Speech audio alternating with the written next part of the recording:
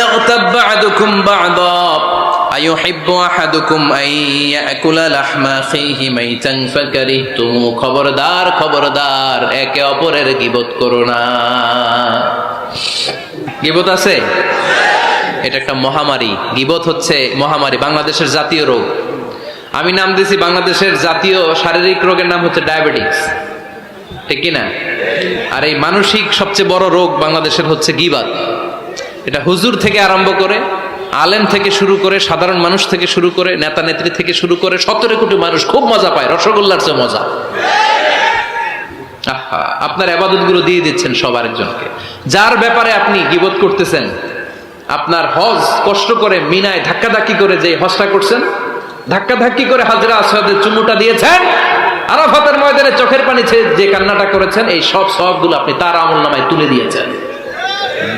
তার ব্যাপারে গীবত করে, চগলখুরি করে, তার কথা আরেকজনের কাছে লাগিয়ে, ওর কথা আরেকজনের কাছে লাগিয়ে, এই যে সমাজে গিরিঙ্গি লাগালেন আপনি, এই যে সামাজিক ভারসাম্য রক্ষা করলেন, আপনার সব ইবাদতগুলো আল্লাহ ভাগ করে ওদের আমলনামায় তুলে দিয়েছে। খবরদার, মরা ভাইয়ের গোশত খাওয়ার চেয়ে বড় অপরাধ। এই দেশে হালাল সিস্টেমে অনেকে গীবত করে এইভাবে। আমি আপনাদেরকে দেখাই, কথা শুরু করবে এইভাবে। কি যে অবস্থা সমাজের, বলাও যায় না, বললে তো গীবত হয়ে যায়, না বলেও পারি না, তাই না? এরকম বলে না অনেকে? বললে তো কি হয়ে যায়?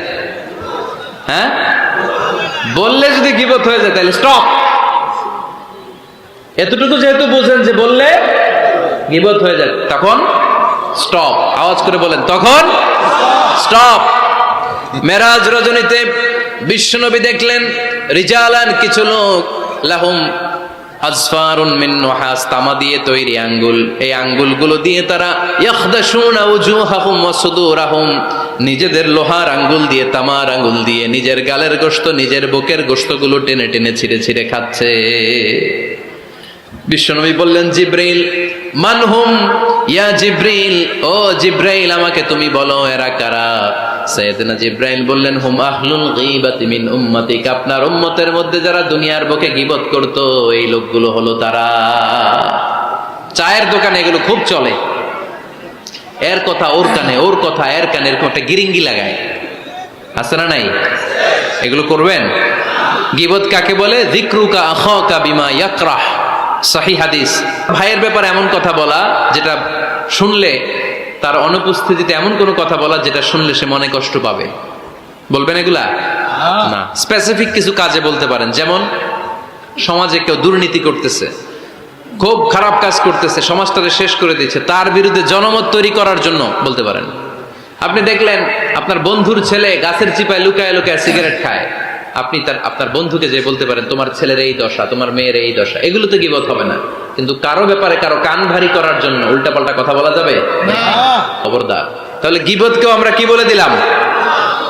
এই 4-5 জন নো বলতে হবে, নো। গীবতকে আমরা কি বলবো? চগলখুরিকে কি বলবো? এগুলোর সাথে মুসলমানদের কোনো সম্পর্ক আছে? 5 বার মুমিনদেরকে ডাক দিয়ে সব শেষে আল্লাহ গোটা বিশ্বের সবাইকে ডাক দিয়ে বললেন, ইয়া আইয়ুহান নাসু ইন্না খালাকনাকুম মিন যাকারিন ওয়া উনসা ওয়া জাআলনাকুম শুউবান ওয়া ক্বাবাইলা লিতাআরাফু ইন্না আকরামাকুম ইনদাল্লাহি আতকাকুম। পড়েন আল্লাহু আকবার।